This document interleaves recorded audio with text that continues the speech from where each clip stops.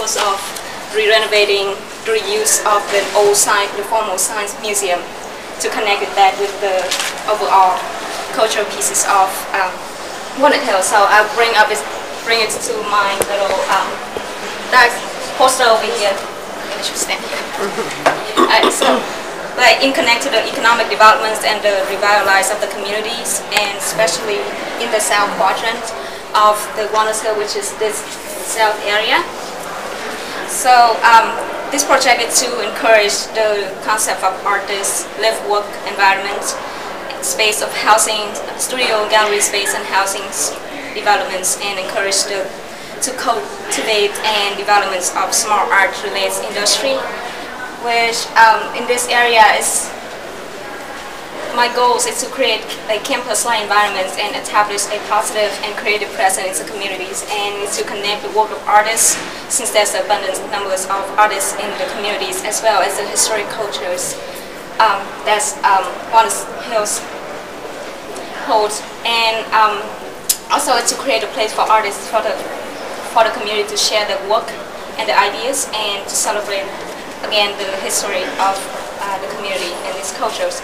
So there's a few elements within this little area is the rows of artist housing, like single housing loft, which is along here and here, and also some of the housings or buildings that is being vacant or really deteriorating. You can re-renovate it into artist loft where they can live, work, and have their studios. As well as the other piece is suggesting of some of the building that located facing Midlands to reutilize this into galleries or studios that artists can show their work. So so my goals is, so the concept is to connect this little piece with the whole overall of the neighborhoods, which kind of shows in the diagram. It's connecting everything together with the green network. And within this little small area is the connection of three pieces of this little area and the proposed art museum across from the 71 highway. And also I was thinking there's available space south of this corner, south of the quadrant, which is like right after, next to the floor. This is Florence. So this piece we can create like a sculpture part, like, so connecting these three pieces together create a cohesive campus, like, and then also give the future developments opportunity to revitalize this little quadrant area. So, and I did a case look at the case studies of the Houston Bistro housings, Houston Row House projects. They creating a neighborhood-based art and culture organizations, and the program that they have, it's just like art and culture educations and historic preservations and community development. So they bring together the people of the communities as well to educate the people in the communities, like for kids and for young mothers. So I guess the overall is just trying to connect the cultural and to revitalize the areas and to secure to give the opportunity to revitalize that little area. Okay, and then Justin and I were looking at the green infrastructure of the neighborhood, and we sort of are dividing it into three main categories. We're looking at pathways, buffer zones, and urban spaces. Within pathways, we're talking about transportation. So you have all of your types. You have your pedestrian, bicycle, vehicular, streetcar, and light rail. Buffer zones, most importantly, we're talking about the relationship of the highway to the neighborhood and spaces in between there, as well as like our residential areas bordering on commercial and industrial zones. And then within our urban spaces, we have what we're calling neighborhood parks, which are sort of used by everyone within the city. And then we have quadrant parks, which sort of we're featuring one within each of our residential districts. And then we have this backyard network. It's the space between houses in our blocks and what happens there. So. We further break this down into 7 categories. The first category that we're going to address is a transit station.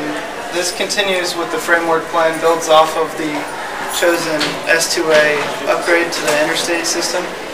And at the south portion of the economic development plan, the new infill development, we placed a transit station. Of course, we want to try and get most visitors to come in through the rail system. It's right here. Thank you.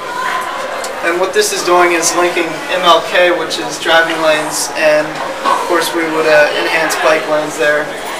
And it also links to the light rail that runs along the interstate. And pictured below, above grade would be the transit stop that links you to our overall plan, including the roadways for cars, bike paths, and a streetcar system. Our first passive area in which we maintain the green space is a buffer zone, and that comes along both sides of the interstate. Throughout much of the neighborhood, there's not a proper buffer area between the interstate and the housing, and we've got many benefits that come from that, whether it be reduction of noise pollution or reducing air particulate matter that goes throughout the neighborhood. And so these areas alongside the interstate and any other roadway would be enhanced to continue our green infrastructure throughout the neighborhood. So then with our public spaces, the first major one that we're looking at are what we're calling neighborhood parks. And those are existing, these areas here. They are occurring at areas where there's a lot of social, cultural activity going on. So we've got community centers, our new Soul Lab Studio, and then this one is like an athletic type recreational park based off of an existing one. But the idea of those is that they are shared for all of the residents of the area. And going back to streetscape requirements, along Gilbert, MLK, East McMillan, and Taft, we would include a very repetitious streetscape pattern to help define the areas, the main access routes throughout the neighborhood, and to maintain that green infrastructure. And this comes down to street line trees on both sides of the road and a median in most areas where possible to reduce as traffic calming measures first, and to maintain our green infrastructure throughout the neighborhood.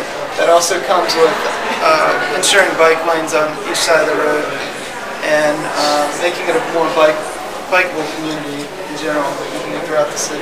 And the main idea of the two groups between our pathways and our public spaces is creating this type of green network throughout the city. So you have your yellow as your pathway, whether it be like a vehicular aesthetic type effect, or you have like your pedestrian or your bike lanes, but creating linkages between green streets and green areas. So within each of our sort of residential districts, we have two types of main green spaces. We have quadra parks, and those all basically have the same typical function per neighborhood. So it's a place where you take your kids to play, or you bring your dog for a walk, things like that.